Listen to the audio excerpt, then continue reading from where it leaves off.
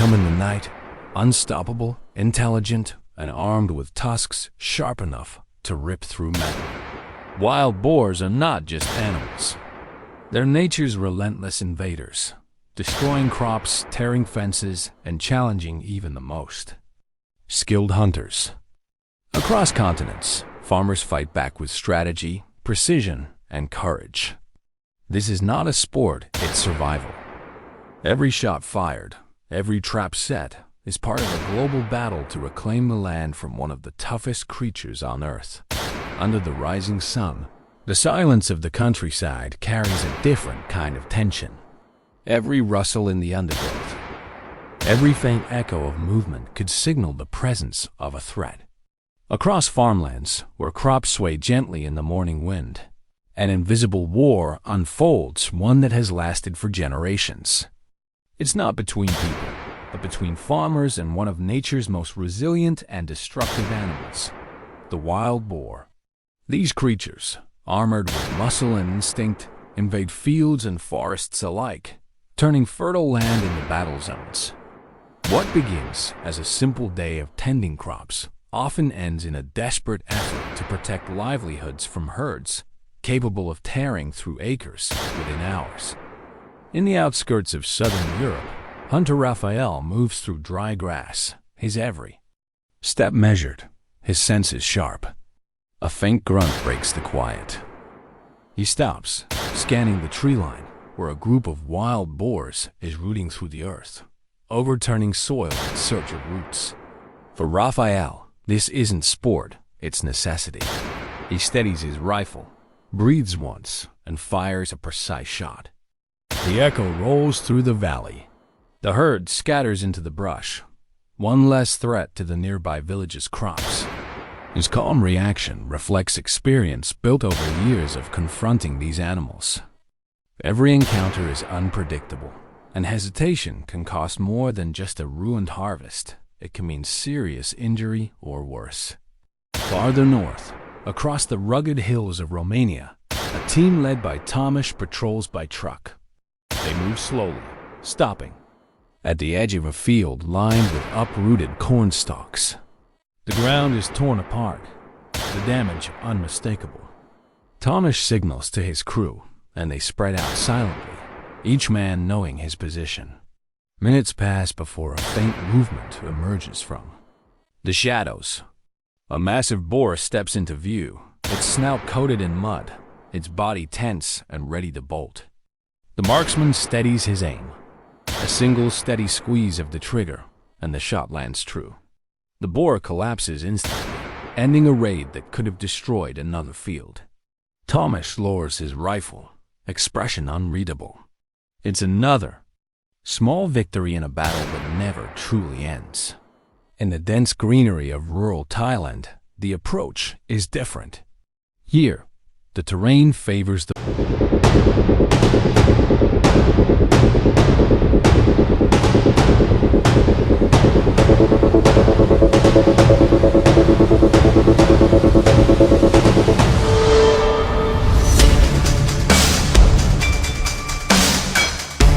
boars. They vanish into thick bamboo groves, using their keen senses to outmaneuver even skilled trackers. Samchai, a seasoned hunter known for his patience, uses no vehicle, only his instincts and his dogs. The dogs move like shadows through the undergrowth, their barks rising sharply when they catch a scent. Samchai readies himself, following the sound. From the dense foliage, a huge shape bursts forward, a boar easily weighing over 250 kilograms. The dogs circle, barking furiously, keeping distance. Samchai takes position and fires. The echo disappears into the jungle, and the movement stops. Another village spared from a night raid. For the farmers who rely on these hunts, it means safety for their families and food supply. Across the fields of Texas, the story repeats with a different face, but the same struggle. The American South has become a hotbed for wild boar invasions, with millions of dollars in agricultural losses each year. Daniel, a local rancher turned hunter, rides out before dawn. His flashlight cuts through the mist as he approaches a broken fence. Footprints press deep into the soil. He follows them to a clearing where a group of wild boars root noisily among the wheat. The rifle rises. A single shot drops the led animal, sending the rest fleeing into the trees. For Daniel, there's no satisfaction, only relief. Each hunt is one less raid on the farms around him, one more night where the fences might hold.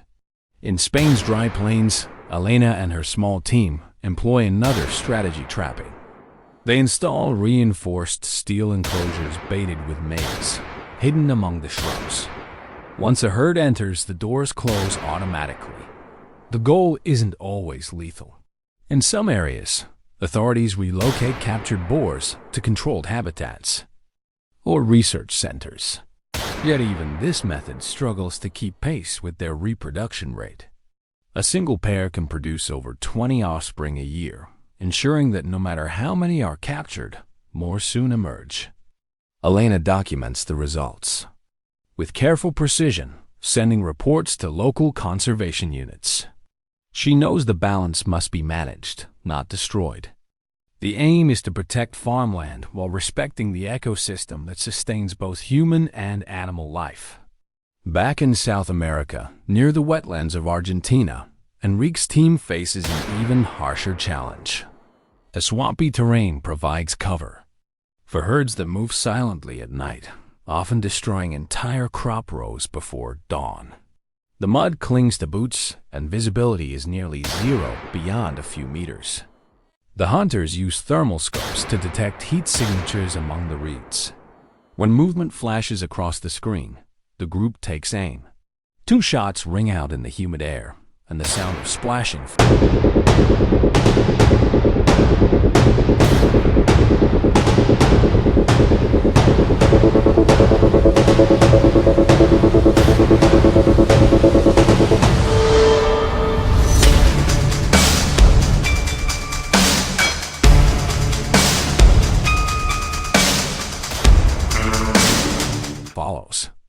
As the team approaches, they find a fallen boar massive, its tusks long and sharp.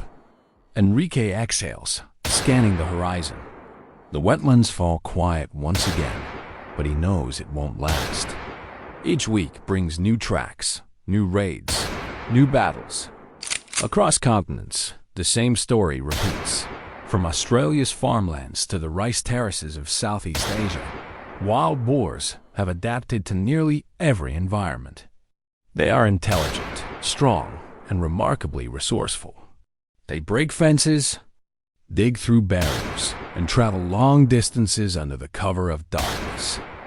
Farmers have tried lights, sound deterrents, and chemical repellents, but the results are temporary.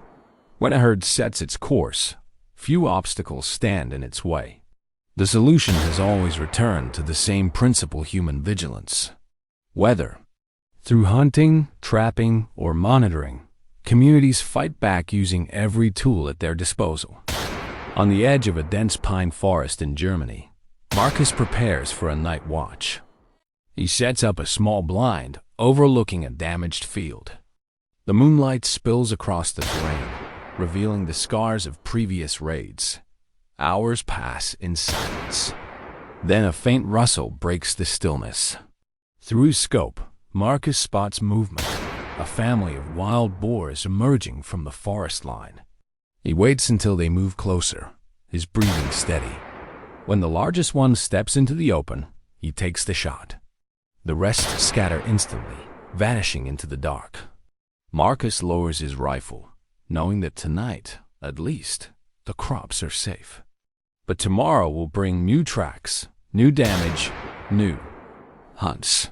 There is no final victory, only moments of peace between each encounter. From Africa's savannas to America's heartland, the fight continues. The methods differ, the landscapes change, but the challenge remains constant. Wild boars test the endurance and intelligence of those who protect the land. Each hunter, whether in Kenya, France, or Japan, carries the same purpose: to defend what generations have built. These animals, for all their danger, are also a symbol. of nature's power to adapt, to survive against odds. It's a battle not of hate, but of coexistence managed through respect and control. The hunt doesn't end when the rifles fall silent. Farmers repair fences, replant crops, and prepare for the next incursion. Scientists study migration patterns, trying to understand how to contain the spread humanely and effectively. Governments allocate resources, balancing conservation with protection.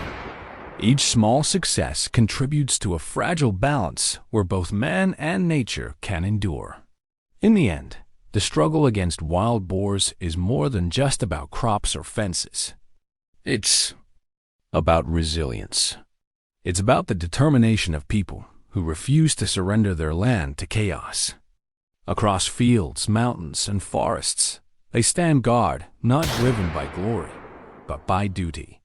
The threat may evolve, but so will those who defend against it. And as long as there are fields to protect, there will be those who rise each morning, ready once again to face the wild.